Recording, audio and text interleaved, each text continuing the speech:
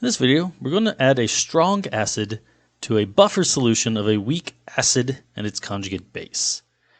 So we're going to use acetic acid. So HAC, so vinegar, is in equilibrium with H plus and AC minus. So we have our acid because it can give up H plus, its conjugate base because it can consume H plus.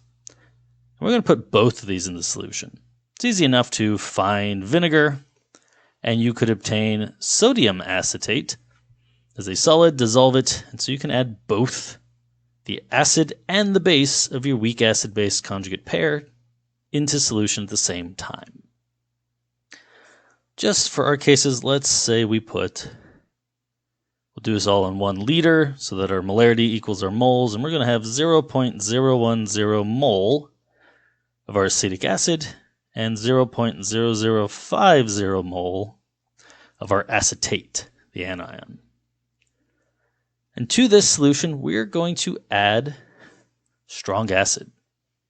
Well, before we add the strong acid, I just have a buffer solution.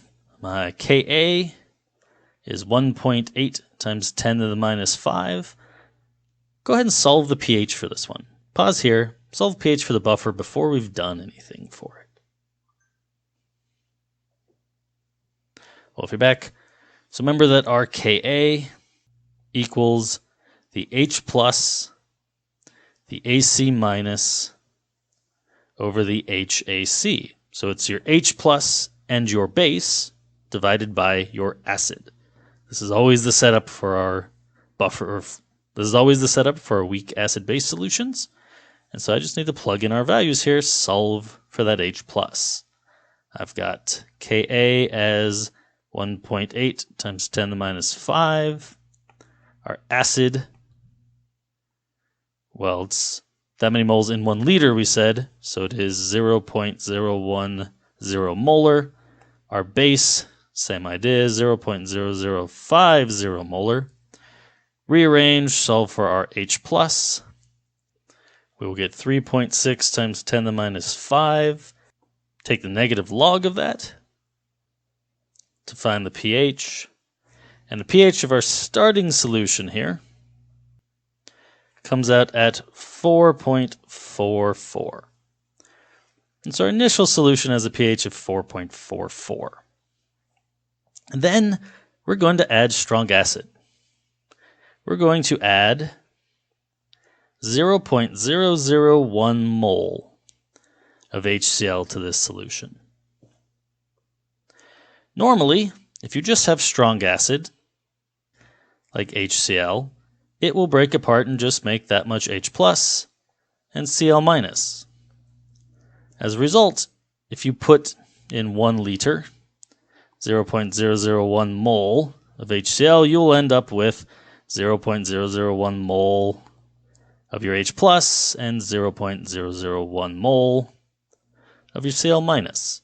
It fully separates, which means you have a H plus concentration of 0.001 mole of H plus in 1 liter, or 0.001 molar. Plug that in to find your pH. Your pH equals 3. Remember that neutral water is pH 7. So by adding 0.001 moles of HCl to a liter of water, we change the pH by 4 numbers, from 7 to 3. What we're going to see when we add it to the buffer is that we're going to have a much smaller change, because our buffer, HAC, in equilibrium with H plus and AC minus, well, initially we have 0.010 moles of our HAC, and we had 0.0050 mole of our AC minus. But when you add H plus from a strong acid, it has to be kicked free. What really happens is if you have an HAC and it runs into that H plus that was created from the strong acid, they just bounce off. HAC already has its H plus. It doesn't need another. But if there's an AC minus around, and there's suddenly a lot of H plus from a strong acid, they will absolutely react to make HAC. Strong acid will consume the weak base. The strong acid has to get rid of its H plus, and it's going to slap it onto the weak base. There's something there to put it on that's better at picking it up than water, and so it will absolutely attach it to our anion. Well, when H plus and AC minus run into each other, you create the weak acid. So not only does it destroy some of the weak base, it simultaneously creates weak acid. This is what happens when you add a strong acid to a mixture of a weak acid and base. It changes the amounts. Because what we're going to find, well, if I add 0.001 moles, so plus 0.001 mole of HCl, it's going to find and destroy that much AC minus. So we're going to lose some of our AC minus. And each time it does that, it creates some of our weak acid. So it's going to create 0.001 mole of our weak acid. This means they'll react and we'll have a new concentration. 0.011 mole of our HAC and 0.004 mole of our weak base.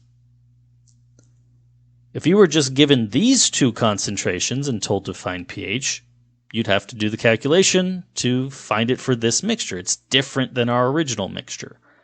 And this is exactly what happens. Adding the strong acid changed how much our mixture was composed of. We have a little more of our weak acid, and we have a little less of our weak base. This is going to shift the equilibrium, so we have to recalculate. We have to find pH again. Well, our Ka is still going to equal whatever the balance will be from this equilibrium for H+. Our new AC minus of 0.004 instead of 0.005. And our new HAC of 0.011. So we've shifted it just a little bit. Our Ka is still the same, 1.8 times 10 to the minus 5. So rearrange, solve for our H+. We find 4.95 times 10 to the minus 5. If we want to find the pH of that, we get 4.305. And so our pH is different. It's a little smaller. Previously, our pH had been 4.44. We added strong acid and we go down, more acidic. But the change here is only by 0.135. We'd said that the strong acid, when added to pure water, changed it by 4 pH units. But the same amount of strong acid added to our buffer changed it by 0.1 pH units. The difference in behavior is that a strong acid in pure water, those H pluses have nowhere to go. So if you have some HCl's and you put them into a container full of water, all that can happen is the H plus just still exists. It floats around, and our pH is simply the amount of H plus, negative log of that concentration. But if there is AC minus around, those H pluses can pair up, and then they're not in solution. They're not freely floating, hanging out on their own anymore. And so by having something it can react with, it changes the amount of H plus that is released due to the strong acid. The less H plus that ends up being released, the less the change in the pH. This is the advantage of a buffer, and this is how they respond to a strong acid being present. They will consume the weak base and create weak acid. changing those concentrations and thus changing the calculation of the equilibrium.